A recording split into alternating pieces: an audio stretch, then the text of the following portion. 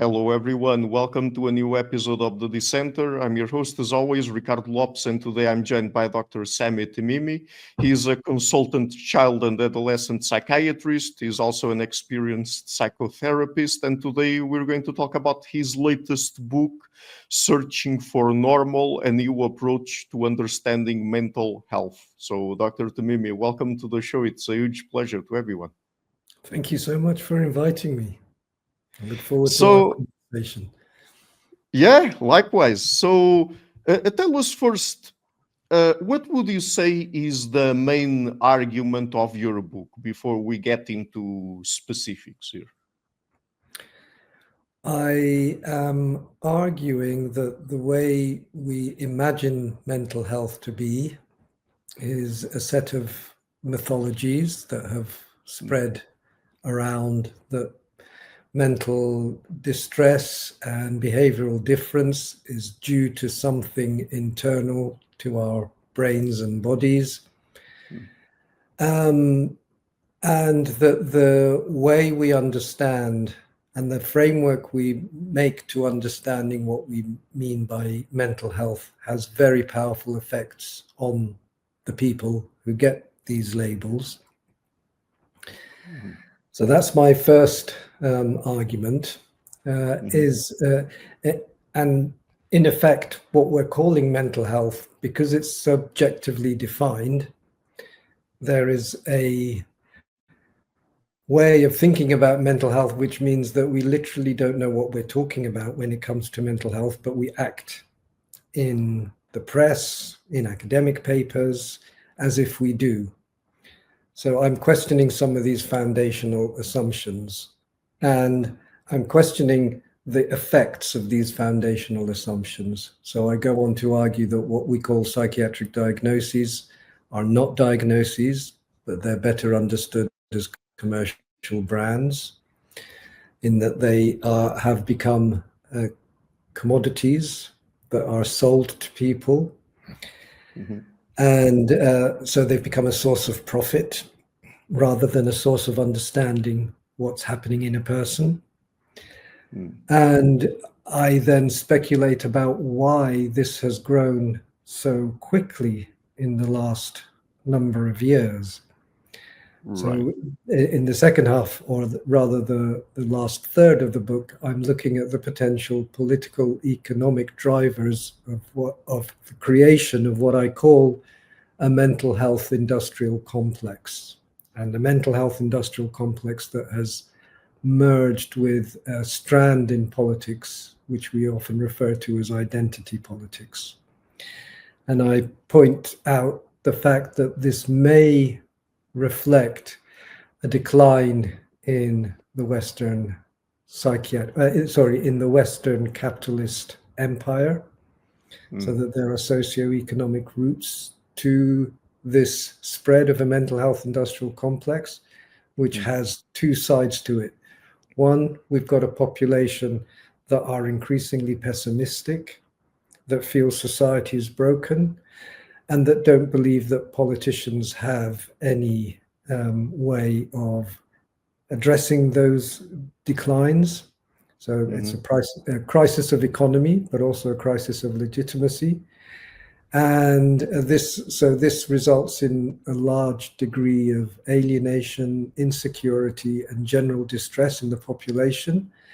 And this then becomes a new source of profit. So rather than this turning into opportunities for social solidarity and the types of structural changes that may make a difference, instead, these are being encouraged to be internalized as problems within a person, and for them to seek their solution and to seek a sense of liberation, if you like, through labels and various products associated with these psychiatric labels.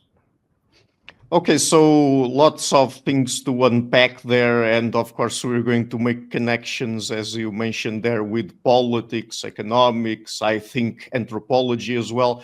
But let's start with your critique of how psychiatry and clinical psychology approach mental health today. So first of all, when are experiences symptoms?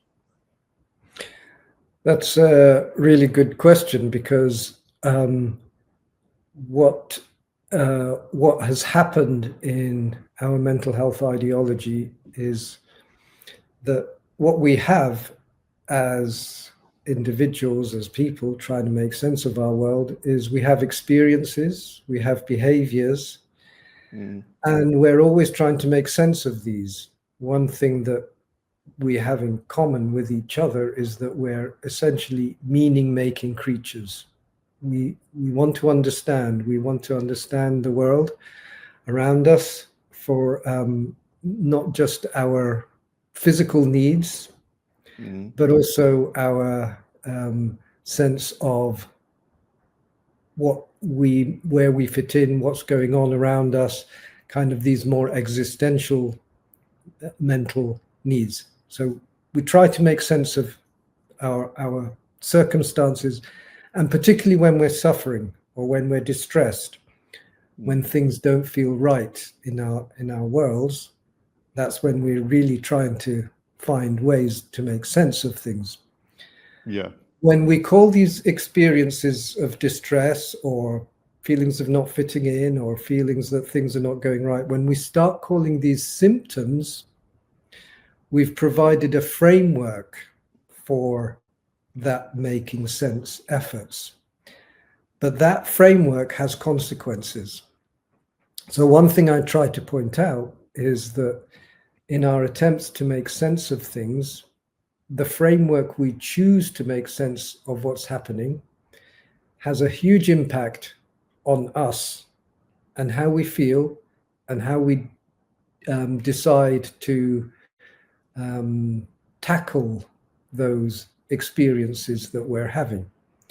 So when we start calling experiences symptoms, we are into a framework where we're thinking that these, because what are symptoms in medical terms? Symptoms are generally refer to things that we're experiencing that are due to some sort of medical problem. In other words, there's something wrong with you. Yes.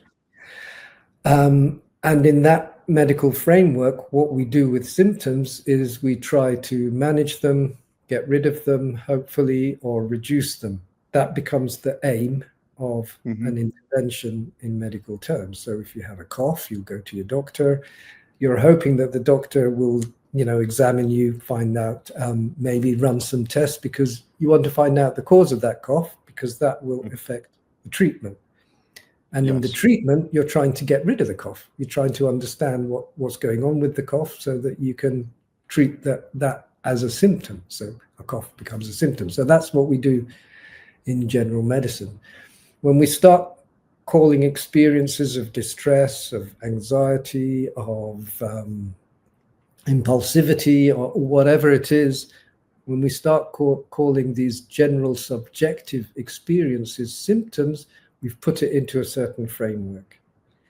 Now, there are situations where these experiences can be symptoms.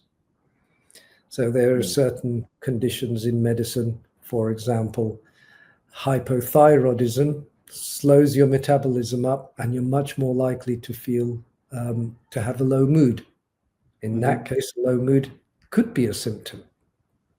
Yes. But we've put a whole range of experiences into this bucket full of what we're calling symptoms, and a whole range of human experiences where there isn't a pathology that you can, in the brains or the body of the person that you can identify.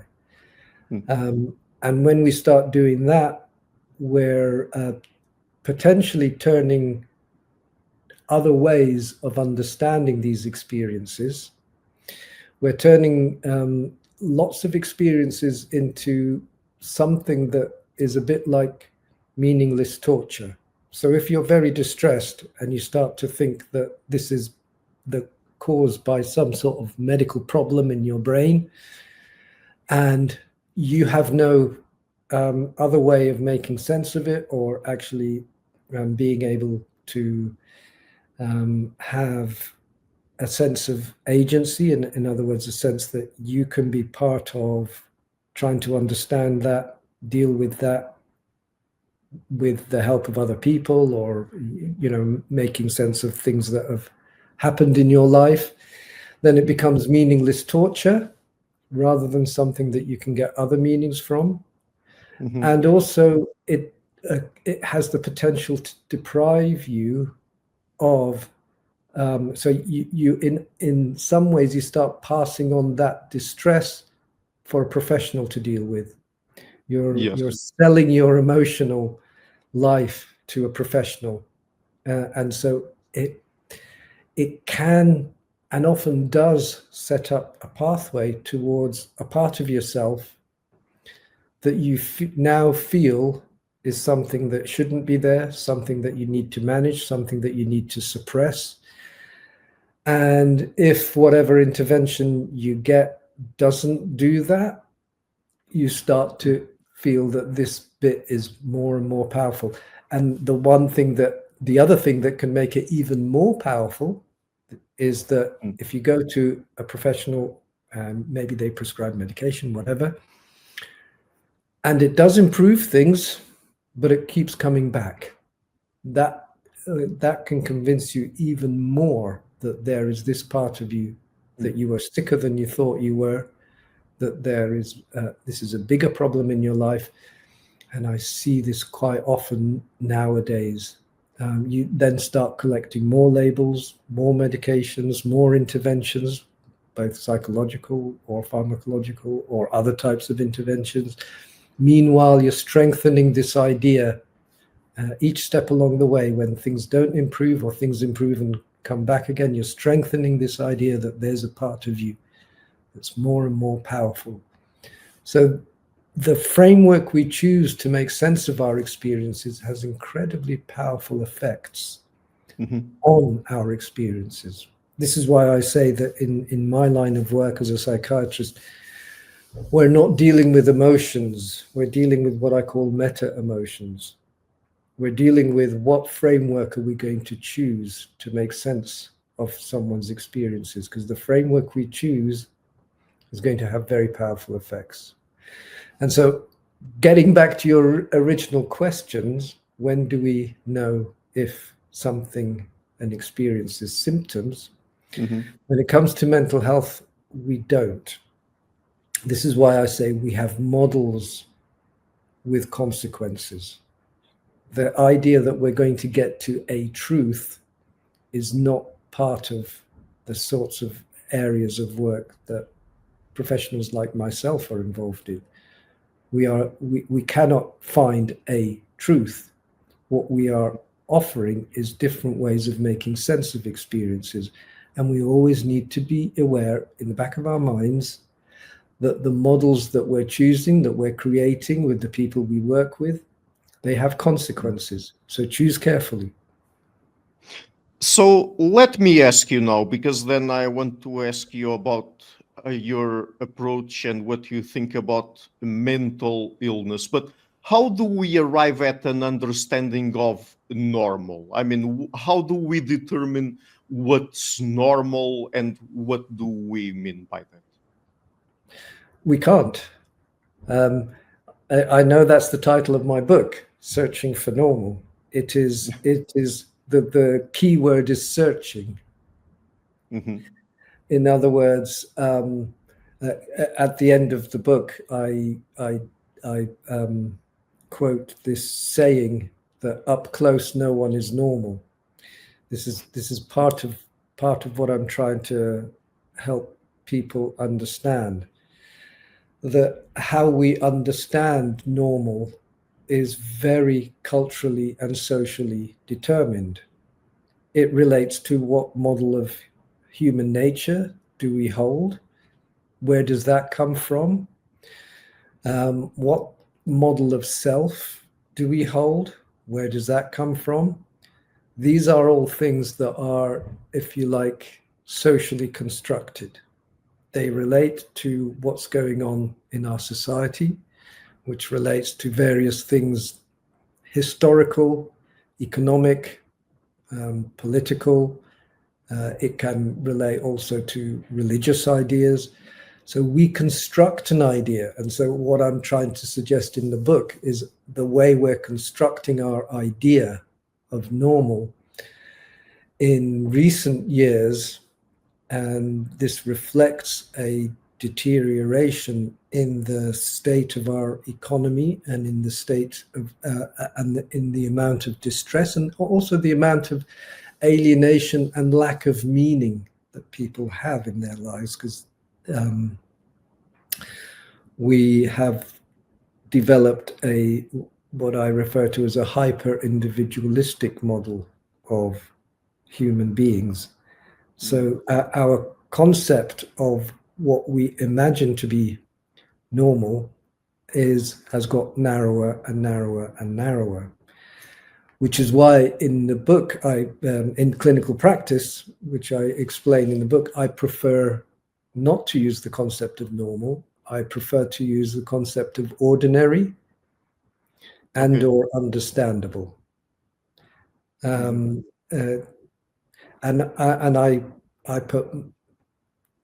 I assume the people who walk in the door in my clinical practice, their experiences will fit into what I consider to be ordinary and or understandable until proven otherwise. That's my starting point assumption about. So, for example, one way of thinking about that is that as human beings, we're built, when bad things happen to us, we feel bad. So you take that as a starting point. Now, you might not necessarily understand how that all links together, but you start with people feeling bad. Most likely way of helping people understand that is because bad things have happened. And most of my clinics, and I suspect most mental health professionals' clinics, tend to have more people who've had bad things happen in their life. Another way of understanding thinking in that way, that type of model, is when bad things happen in your childhood, is that has another sort of impact on you, because as you're growing up, you don't have a sense of that is your normal, that is your ordinary, whatever is happening to you. So you might not think of it in those ways, but it might have done things like, and again, I see this quite often, is that it makes trusting adults, trusting people around you, much harder. So a lot of the people who walk in to my clinic doors have real problems with trust. They want to be close to people. They get close to people. They don't have trust that this is going to work out. So there are the model that we choose, again, has really important consequences on how we understand and how we work then therapeutically. So again, just coming back to your original question, normal is a construct. And there are a lot of things that contribute to that construct, and how and a lot of it relates to how we conceptualize what human nature is. And that conceptualization of human nature is, there isn't a natural state that this is human nature and this is not. That conceptualization of human nature is very dependent on your culture, on your society, and on the economic system. And that's how we construct our idea of normal. So I'm also questioning how we think about what we consider to be normal. So you said that when a patient walks into your clinic, you assume that whatever they're going to manifest is ordinary or understandable. I mean, when is it that you consider it to not be ordinary or understandable? And would you use a label like mental illness to attach to that? So I've been in psychiatry since 1989. I've been a consultant child and adolescent. I started my first job in child and adolescent psychiatry was 1992. And I've been a consultant since 1997. So I have many decades of experience. I've been inpatient, outpatient, worked with learning difficulties, etc. And I have to say that even so I've seen the full range of severity of presentations, and even in the most severe presentations, I very rarely come across people who I don't think can fit into that category.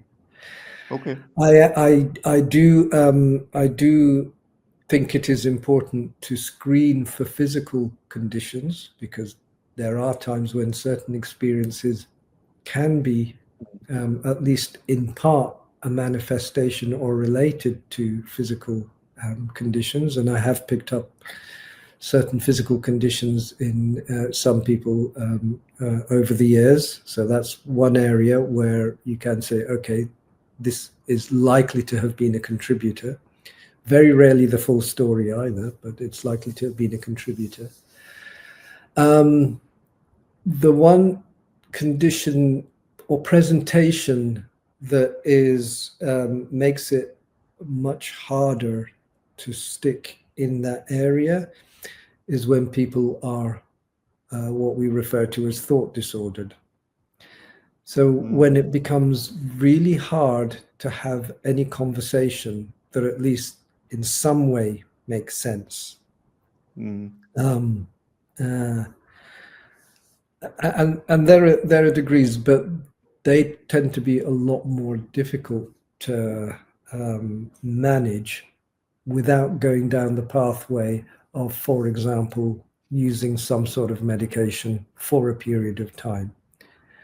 And there's a lot of reasons why people might end up in such a confused state that they're no longer able to make sense. Their connection with the world has really been disrupted. But even a lot of people who present with what phenomenologically we refer to as psychotic experiences, like hearing auditory hallucinations, what we call, so you perceive that you're hearing voices externally, but there is no voices externally, so it's a perceptual problem. Or people who have delusions, or what we consider to be delusions, they often have a meaning behind them. So even people who are presenting like that, you can still quite often, and I've worked successfully with people who present in that way without needing to use medication, or just using medication for very short periods. And when we do use medication, my approach to it is to understand that medication is never the treatment. It is an adjunct. So it might create a window of opportunity. It might allow the person to become, because they're often very highly aroused, to become less aroused. And that might make a possibility to discuss certain things or work on certain things. And I've found over the years, this is the best way of managing risk, is having a therapeutic alliance, is taking people seriously, is not just looking at in psychiatry, you're meant to look at the form and the content is not as important. Well, I think they both are. People's content, their delusions often reflect something. But you do, from time to time, have to take a step back and say, this situation is too risky to manage in the community. But over the years, I've observed that the people that I've been seeing For a while, I managed an inpatient unit for about 5 years. We developed a process where we would go and, before we agreed to admission of person, we had an emergency admission line, but there were lots of referrals made for arranged admissions. And we had a process where we had a team that would go out, a couple of people, 2 or 3 people would go out and interview the family, and then I would see them, and they would, and we tried to do our best to help people not come in, and we followed them up. So we were doing a lot of this. And during my time as a consultant psychiatrist, at some point, the head of the trust, because the way that we work in the UK, we're now divided into what's called mental health trusts. So each county tends to have a mental health trust, and they're almost set up as a bit like a private business, in that the mental health trust has a budget. It gets allocated a budget for certain things that it provides. And at one point, the chief executive of our trust came to visit me and said, how come you have so few patients? You know, if you carry on like this, we're going to have to close this down. Is this what you want? So anyway, eventually I was moved on from there, and the unit just started being full again. So we had 12 beds, and at times we were down to 3 or 4 patients. So we did a really good job in not needing to have patients in. And that has carried on in my outpatient work. There's very few times where I end up needing or wanting to refer somebody in for inpatient treatment. But that doesn't mean that you shouldn't. There are times where that becomes necessary. But even when it does become necessary, it's important, from my point of view, not to see that as a confirmation. It's just that it's a particular time. So I've seen so many people who've been in and out of inpatient units, and I've kept the idea alive that, okay, maybe not yet, but at some point, things are going to make sense to you. The penny is going to drop.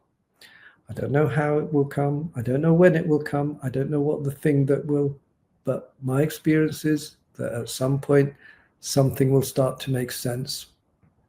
And all the things we've been talking about will start to make sense, and you will start to recover. So I've seen people who've been really disabled, functioning, hardly functioning at all, who've made incredible recoveries after several years of in and out. And you just don't know when that will happen, but it is important to keep that hope alive. So my clinical experience kind of matches this idea that the framework you choose, don't lose sight of it, even when people are really functionally impaired, maybe needing the safety of an inpatient unit. It's never the final word. It's not a confirmation that there's something broken in their brain. I see very few people where I could say that's the case. I would like to ask you, what is your opinion on the fact that people nowadays, or many more people, are receiving mental disorder diagnoses? I mean, because many people say that the reason why, for example, today people get more ADHD, autism, depression, anxiety diagnoses is that we now have a better understanding of what those conditions are, because, for example, in the past, some of the behaviors that resulted from that might have been considered just moral failings, or people being, I don't know, possessed by demons or something like that. And now we have better, and they say that we have better diagnostic tools, better diagnostic procedures, better diagnostic criteria, and we have studied those conditions more and have a better understanding of what they are and how they work. What is your opinion about that? Do you think they're right, or do you think that there are perhaps some issues with how those conditions are diagnosed? No, they're not right. And yes, there are major issues. Let's take one example. So there has been a massive increase in the numbers of people getting attention deficit hyperactivity disorder, ADHD diagnoses. There's been a massive increase in the number of people getting autism diagnoses. So if I just deal with those examples, and the other thing in child and adolescent mental health is a massive increase in the number of people getting depression diagnoses in childhood, which they didn't used to get. So what's happening is what I call a mutation of constructs. So take something like ADHD. When I first started practicing, back in 1992, there was that wasn't even a concept in the UK. There was a concept of hyperkinetic disorder, which focused on activity levels, how active children were. It was considered extremely rare. It was considered that if you had learning difficulties, that would automatically exclude you, because that was considered to be sufficient explanation. And it was therefore something that was not really part of the way of thinking and part of the things that we looked for when we saw children and young people. By the way, I kind of consider myself a traditional child and adolescent psychiatrist, because in that first posting, the department I worked in was mainly systemic in the way it thought, so always thought about what's going on around the child, and also developmental, always thought about the idea that children change. In fact, we change throughout our lives. And those are two principles that are very important to me. The idea, think about the context and keep in mind that change is the one constant. Anyway, so hyperkinetic disorder, I didn't see anybody with that diagnosis in my first few years. It just wasn't a thing. Then in I think it was 1995 or 1996, I was at a placement. So I was being a trainee in child psychiatry by that point, and the consultant who was my supervisor wanted to do some research on ADHD. It was just coming in as a concept. And he asked me if I would like to join him. One of the reasons, we were in a part of East London, which had a large ethnic minority community. And the children from this ethnic minority community, there were large numbers of them being expelled from schools due to behavior problems. So this consultant thought, well, I wonder if this concept of ADHD might be useful here, might explain this. So anyway, I agreed to do the research. I was, it was in my early days of becoming quite keen on the academic side.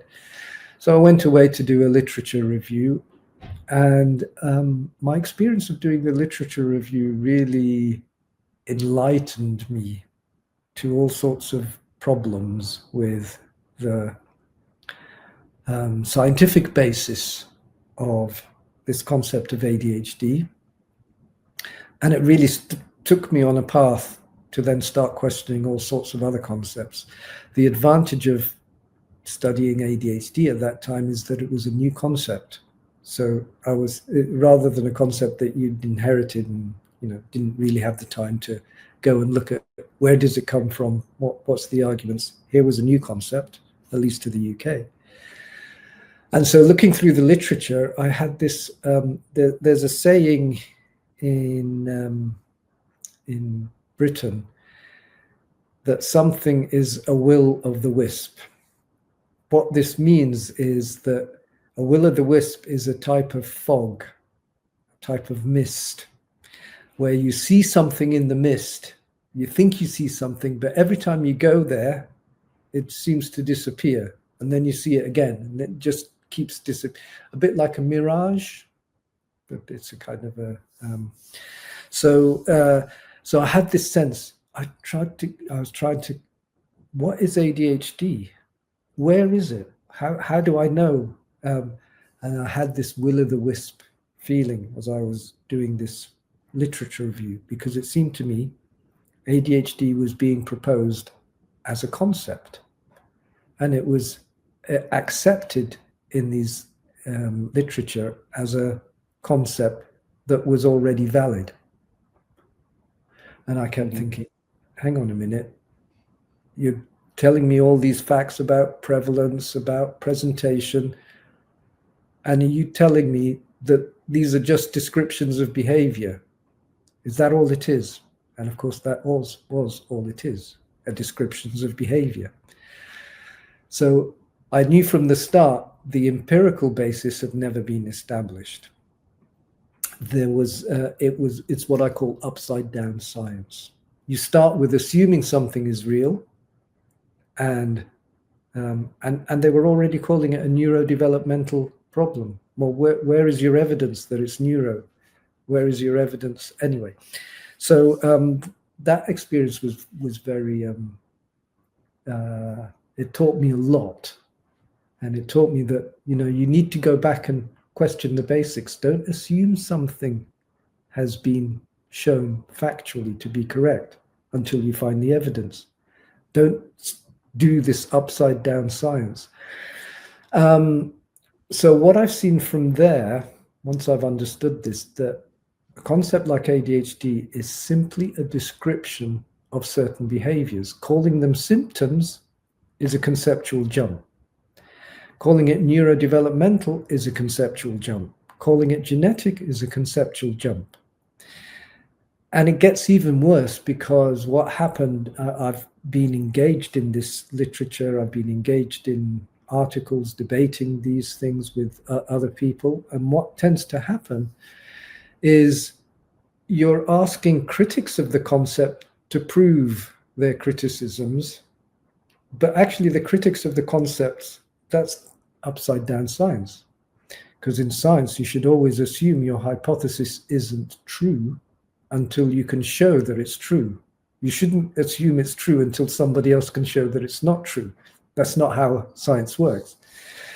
All a critic like myself needs to show is that you haven't demonstrated genetics, you haven't demonstrated any neuro basis, neurological or chemical imbalance basis that is definable, characteristic. So you haven't shown me why these behaviors are symptoms. That's all I need to do, is need to explain the lack of evidence. So what's happened is that this construct starts as a construct, as an idea, and it just keeps, and because it's subjective, because it's behaviors, it just keeps expanding. So ADHD comes into the UK. Originally, it was thought to have a prevalence of maybe about 0.5% of children. Over the years, it's expanded and expanded. 5% to 10% is now the generally accepted. Originally, it was still thought of as developmental, which meant that most children are expected to grow out of it. When you start adding in different ideas, you then start expanding it further. So when you focus, for example, on lack of attention, that makes it easier to expand it into an idea of adult ADHD.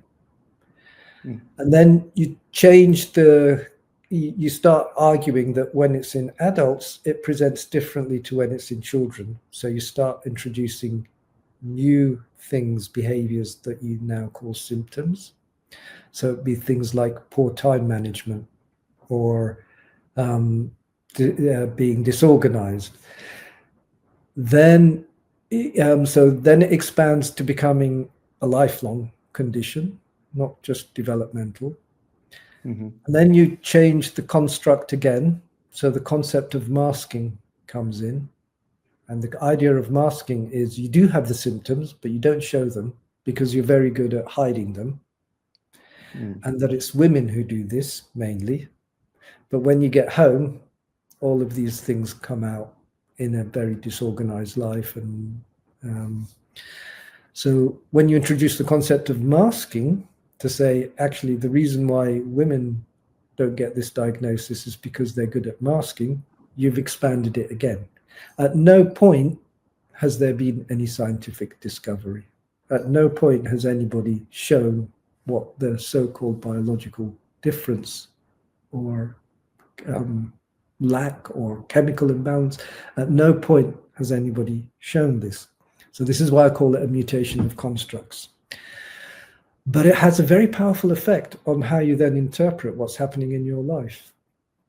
And as it's expanded, we've got into the situation where people now identify with their so-called disorder. I wrote about somebody called Matilda Bosley, who is a journalist in Melbourne, who talked about how TikTok helped her discover that she had ADHD because the algorithm kept sending videos to her of people with ADHD because of the types of interests she had. So she goes and gets a diagnosis, pays for somebody to do an assessment, and things have got very expensive to do that, gets the diagnosis, and it leads to her reinterpreting a whole lot of things in her life. So she talks about, for example, the reason why my flat was untidy, I used to think it was because I was lazy. Now I realize it's because I lack dopamine. So she's taken on this idea that there's something in her brain that meant certain bits of her life are not the way she had hoped or she imagined. And this is where we found concepts that were originally rare, meant to be for children who often grow out of it, have spread to parts of the population who are otherwise very successful. So more and more of people who are who've had successful careers, who are in the public eye, who are actors or journalists or musicians, are now coming out and saying that they have this condition like ADHD or autism.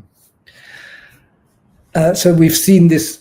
So we've seen this expansion, and it's a mutation of constructs. There's no one has actually found or been able to demonstrate that the people who get these diagnoses have something specifically wrong or different about them in their biology.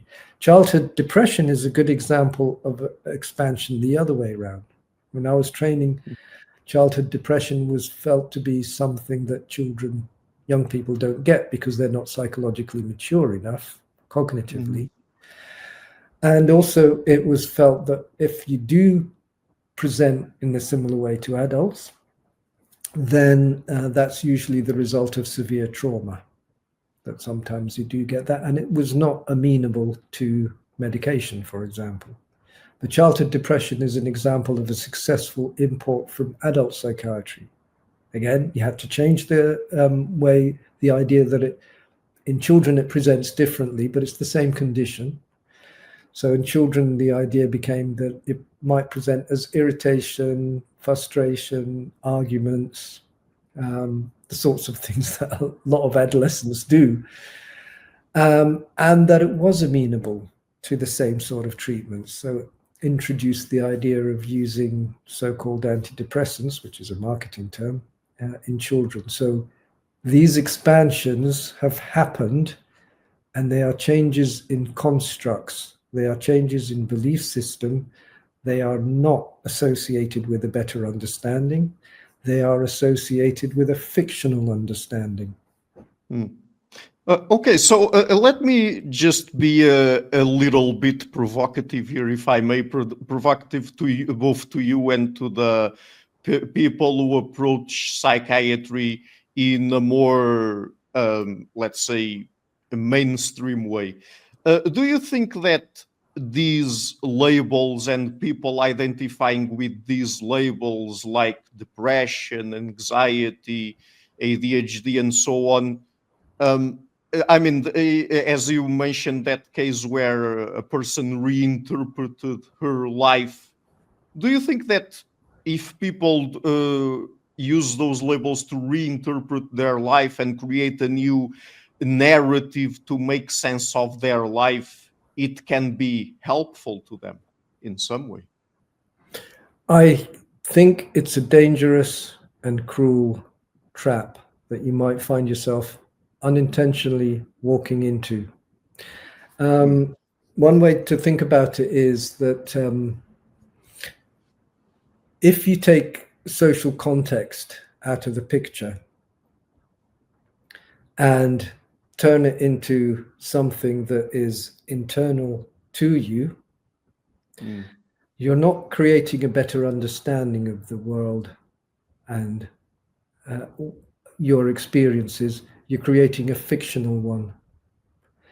And that fictional one might lead you in unintended directions. And because these then act a bit like a commodity, this is why I call psychiatric diagnoses are better understood as brands. These brands have expanded and expanded because they have lots of products that are sold alongside them. And the way commodities work is they offer you, if you consume this, in some ways, your life is going to be better. But commodities also come with a sense that you need to keep consuming them for life to be better, because most commodities have a limited lifespan. After a while, it's not quite enough. And it's a type of meaning-making experience that really lacks, if you like, a more existentially rich or spiritual component. It's a very narrow and thin way of making sense of your life. So if you're now thinking that there's something in you that means you're not able to function in certain ways as society expects, and that's because of some hardwiring, chemical imbalance, some type of problem inside, you're going to be vulnerable to a process which I've seen. And it's been quite distressing that I've seen this now happening in young people.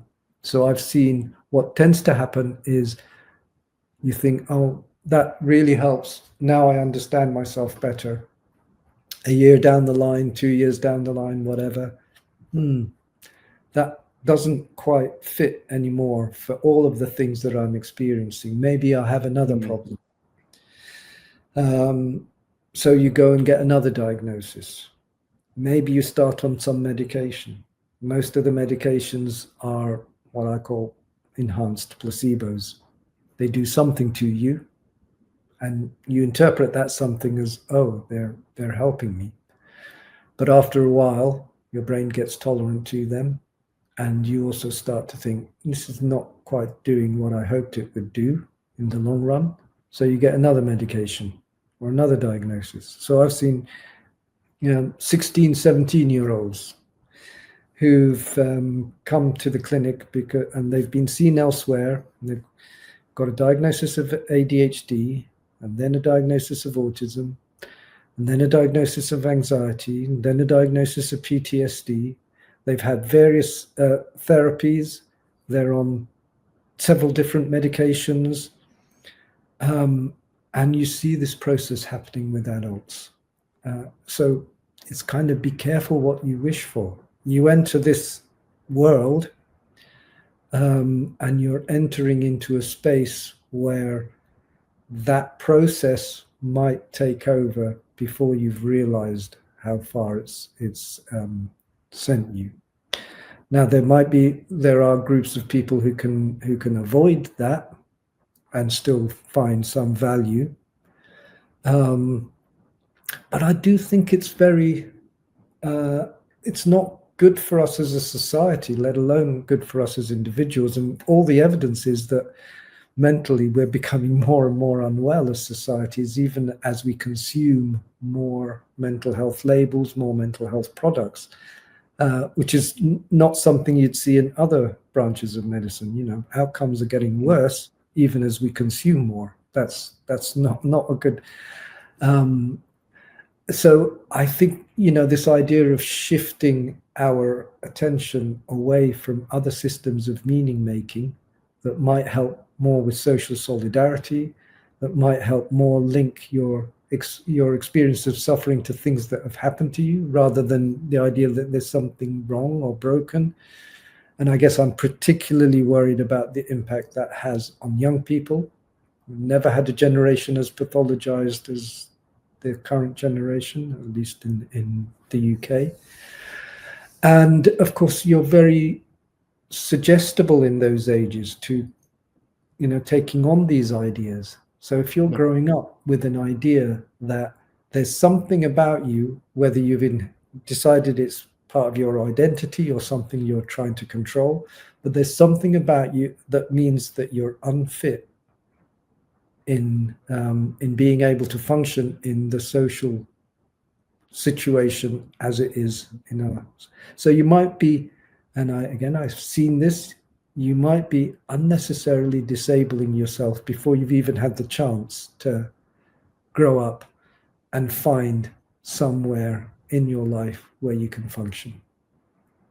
So let me ask you now about the influence and the role that you think the economic systems we live in. In the book, you talk about neoliberal capitalist societies, the influence that they might have on people's lives and people's distress. I mean, in what ways does economics and perhaps the job market as it is, and issues related to poverty and lack of opportunity, what kind of impact can that have on people's lives, and why does it matter?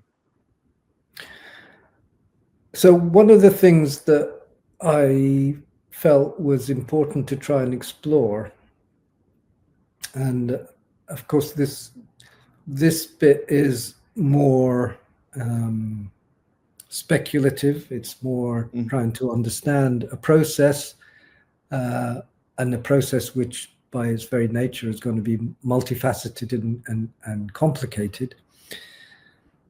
But I have to try and answer this question. How is it that we've developed a system that is expanding and more people consuming these various products related to what I call the mental health industrial complex? And yet we have plenty of evidence that what we're doing at the moment is not only not working, it's associated with our societies becoming mentally sicker. How can we be involved in a process like that? So in an attempt to shed light on that, one of the things that I came to the conclusion of is that there is a dual characteristic to this. One is that distress is eminently exploitable. And it's eminently exploitable depending on what model of human nature is dominant. And the second one is that we are living in societies that are in decline. And societies in decline economically, but also in terms of politically, tend to have a greater degree of distress, alienation, insecurity. And I go through some of the statistics that bear that out. And the thing that connects both of them is the model of human nature that is dominant. So our model of human nature is not plucked out of thin air. There isn't a model of human nature that is the definitive model that we're all trying to live up to. Our model of human nature emerges from the dominant narratives and the way they're constructed in our societies. So in the type of capitalist societies that we live in, the model of the economy centers around competition and putting your interests of your company first above broader social interests. Mm-hmm. So it's not surprising that this is the model of human nature that is dominant. So I call it the compare and compete society, where we're pushed more and more into a hyper-individualistic model of human nature. So a concept of the self is the self as an individual. A lot in more collectivist orientated cultures, the self cannot exist without other selves. Self is always in relation to other selves. And in that compare and compete, there is a sense that we're always performing. In order to get value for ourselves, we have to perform in some way. And it starts young, starts through the schooling system. And even when schools are doing their best not to create a performative culture, that is the culture that you're living in. That's the messages you're going to get from all sorts of, you're in competition with each other and you're always in a performance. And then you grow up into a society in which inequality is becoming more and more visible. So the gap between the richest, who are assumed to be the best performing in this kind of neo-Darwinian model of human nature, and the poorest. And if you have this hyper-individualistic performance-based model of human nature, then if you're not succeeding by the measures that have become popular in your society, and a lot of the measures that have become popular relate to how financially and job-wise successful you are. Other things don't have as much value, anywhere near as much value. Yes. So if you're not performing in considered in this kind of winner and loser system, it's quite painful. It's quite painful to feel that you're somehow not good enough. So that feeling of not good enough, of feeling shame, of not being able to fit in, of imagining other people are doing well, that kind of insecurity becomes very prevalent. And this is the insecurities in which psychiatric products offer a kind of pseudo solution. Yeah. And nobody, even the most successful people, nobody is free of this. Because if you become really successful, you're sort of looking behind you as to who's coming along and how can I keep performing at this level. There's a pressure to keep performing. And so this is the type of model of human nature. And when the society starts struggling economically, and we've had at least 2 decades now of very visible economic struggle, it accentuates these differences because there's going to be more people who are not able to earn enough. So rents become high. Job security disappears. You're always at risk of losing your job. So you become under financial pressure. You're under all sorts of real world pressures, as well as this kind of existential thing that I'm not good enough going on around you. And then as this has gone on and on and on, and our politicians can't solve this, and they can't solve this because they're not the people in charge. Our politicians are the theatre in the middle. The people in our charge are the super rich layer, what many people refer to as the oligarchs. These massive corporations, they own the media, they own the big companies, they can destroy competition whenever they want. And those people have been making lots of money.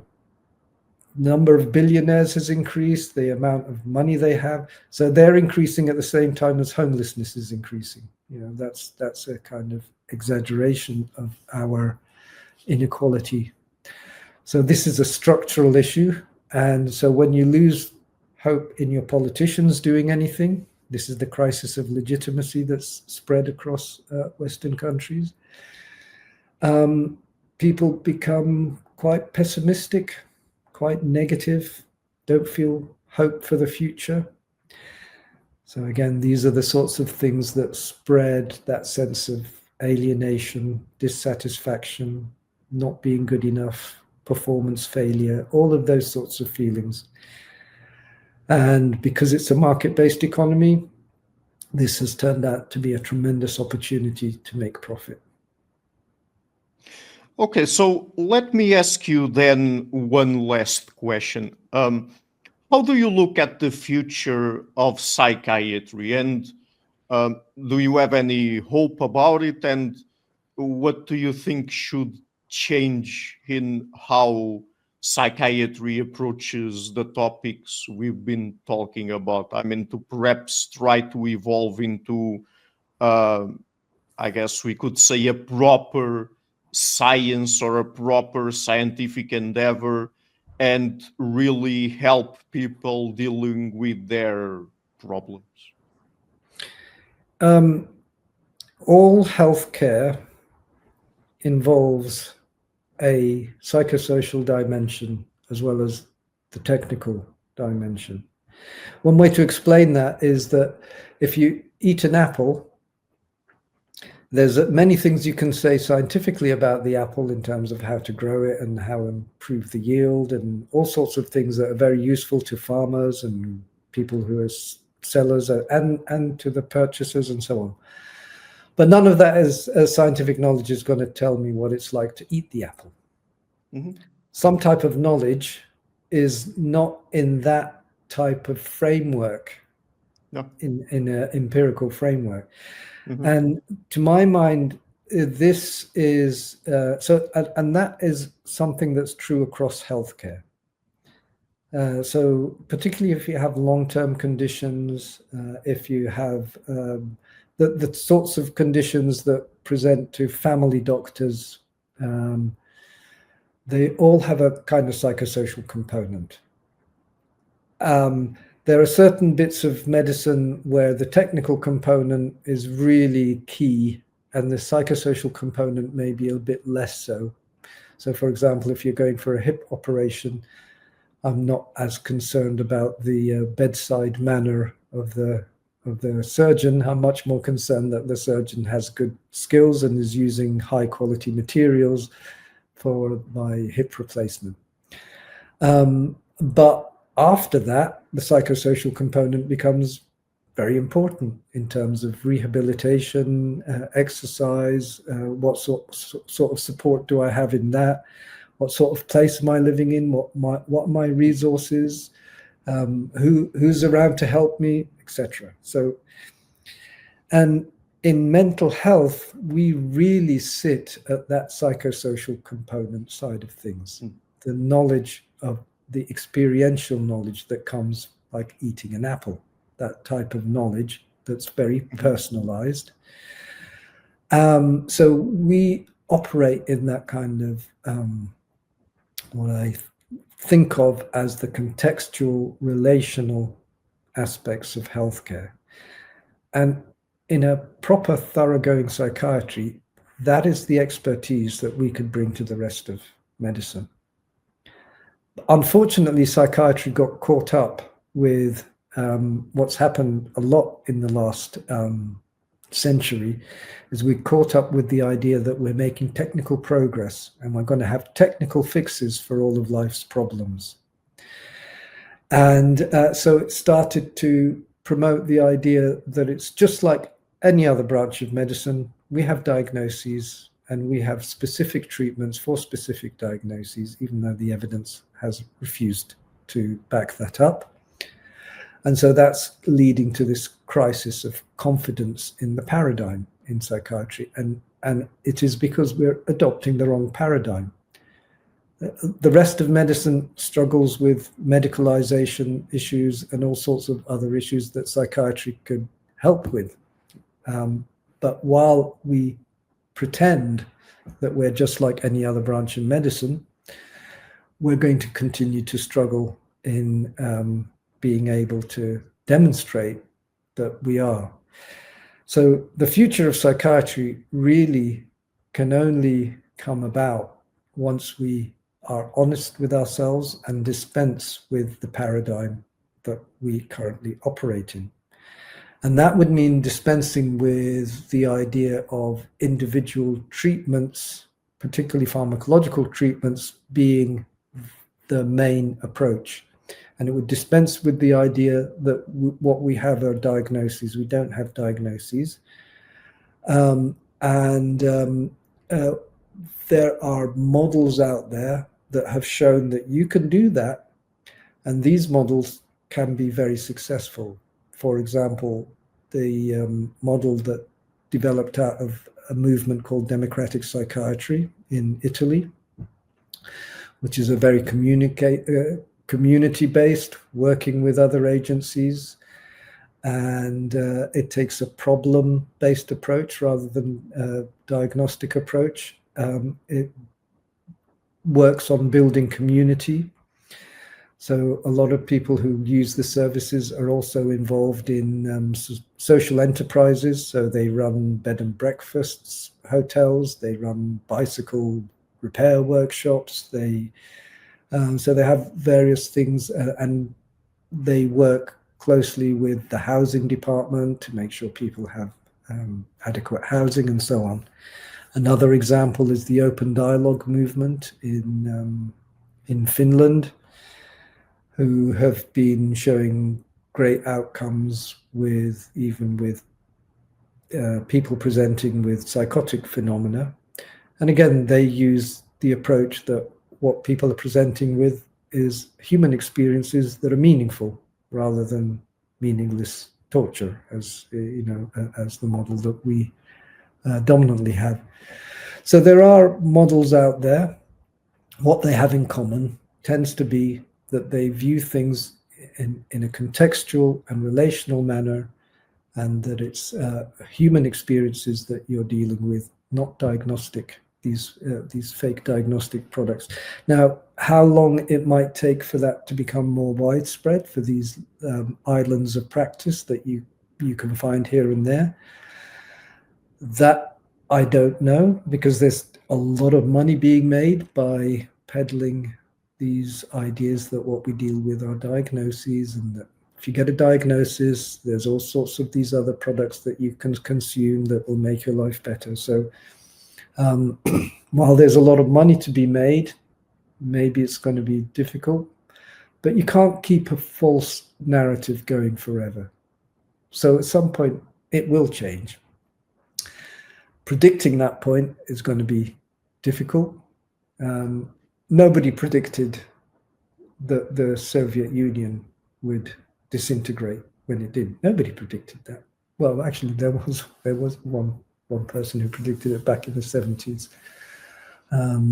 Emmanuel Todd, who wrote about it, and he's recently also written a book about the what he calls the defeat of the West. He thinks the Western Empire. So it might be that the Western Empire has to sort of disintegrate before these money-making models also come to pass. But at some point it will.